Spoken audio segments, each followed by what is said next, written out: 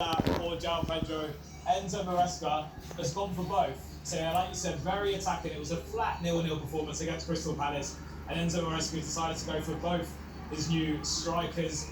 How they're going to line up, let's see. Obviously, I think Liam Delap will probably be the central figure, with João Pedro on the left-hand side. He played there a lot for Brighton and Watford. Cole Palmer on the left, and then Neto on the right-hand side. But look, both managers here really need a result. Enzo Maresca will want to get off to get a win under the bank.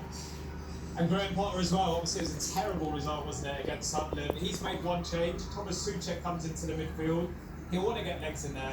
That second half performance really wasn't great. And the stat that's been doing the rounds the last couple of days, Graham Potter's Premier League record for West Ham, just 5 wins in 19.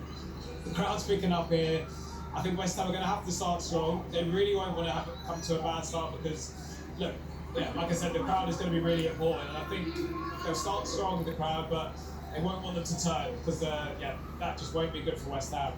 All the build-up, all the match is on Sky Sports tonight.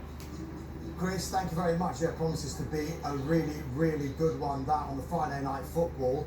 Now, there's been plenty of speculation around Manchester United and whether they will look to recruit a new goalkeeper this summer. Andre Onana, remember, missed their Premier League opener against Arsenal last weekend. Today, Ruben Amorim was giving nothing away about who'll pick to face Fulham on Sunday. Onana is ready to play like last week, so we will see in the game who is going to be the goalkeeper. Lich is out, Nuz is out, the rest of the guys are fit and ready to play.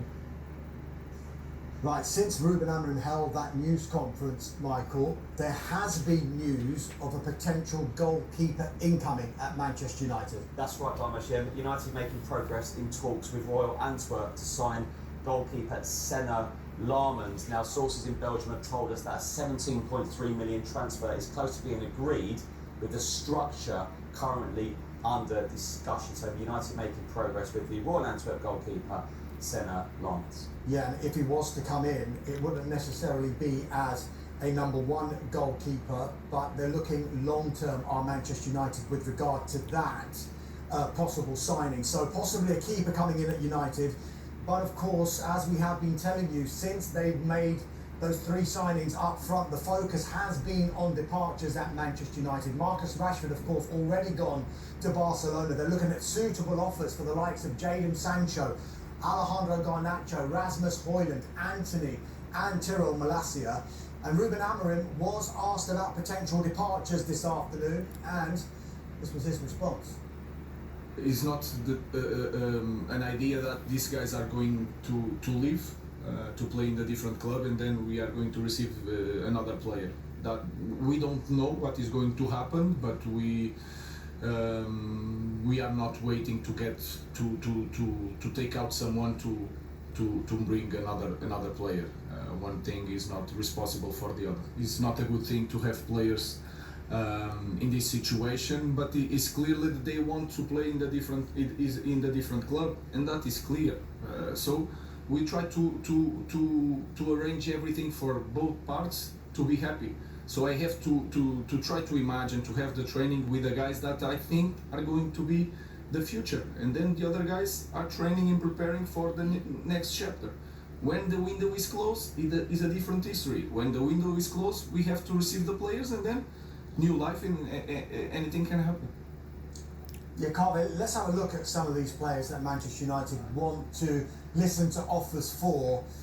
One of the big ones, and probably the one that will get them the most amount of money, is Alejandro Garnacho. We just saw Chris Reedy describing what Chelsea's front line is going to look like tonight. He'll find it quite difficult getting in that team if he was to go, wouldn't he?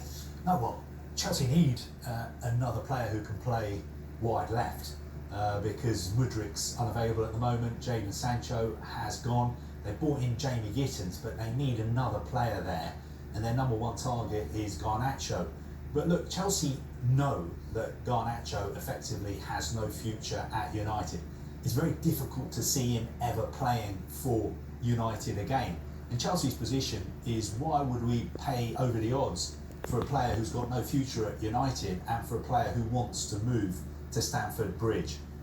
I'm pretty sure he's going to end up being a Chelsea player before the window closes, but it's got to be at a price point that is acceptable to both sides. One side wants 50, the other one wants to play around 30. I think a compromise is going to have to be reached, and maybe it will be reached once Chelsea have sold some more players. Yeah, so Alejandro Garnacho looks like he will end up at Chelsea, as you said there, Carve. Not so clear-cut is the future of Rasmus Højlund. Remember, AC Milan were really trying hard to sign Rasmus Højlund. They proposed a loan with an option. Manchester United prefer a permanent deal. Rasmus Højlund prefers a permanent deal. Napoli now are thought to be trying to formulate a deal whereby they do a loan with an obligation to buy. Antonio Conte is really keen on signing Rasmus Højlund, and it's understood that Højlund and United could be up for this deal because Napoli can obviously offer Champions League football, so definitely one to watch there. Garnacho potentially to Chelsea, Højlund, you never know, potentially to Napoli. Jadon Sancho, Michael, another player who could be on his way out, but where? If Højlund's watching, just look at what Antonio Conte's done to Scott McTominay. So, alright, anyway, right, on Jadon Sancho. Look, he's confident, we understand, of securing a move away from Manchester United before the window closes. Now, Roma are now looking at alternatives to Sancho because Roma had this bid worth £20 million and held talks with the player, but Sancho wanted to explore other options. A bit of a surprising, in my opinion, but Besiktas showed an interest, but they're not in active discussions, we understand. We know Borussia Dortmund and a number of clubs have been kept updated on the situation. So big clubs still want him, that's for sure. So it looks to be that they will, by the end of the deadline, get that solution. Yeah, I know Manchester United fans are probably getting bored about all the players that potentially could leave the club. I still think they want to spot a market opportunity if it's possible to bring in more players. We've talked about the goalkeeper, but they're still exploring the market for a midfielder in this transfer window. Stuttgart's Angelo Stiller is a player they like and that they have looked at in this window. However, it's gone no further than initial interest at this stage. No club-to-club contract. He's a German international, still got 3 years left on his contract. You'll remember that earlier on in the window, Carlos Baleba was a big target for Manchester United, but Brighton made it clear not for sale. But as I mentioned before, as much as the focus is on departures at Old Trafford, they do want to be in a position that if a market opportunity was to present itself, they are in a position to be able to act on that market opportunity. Right, next up, we'll round up the latest from all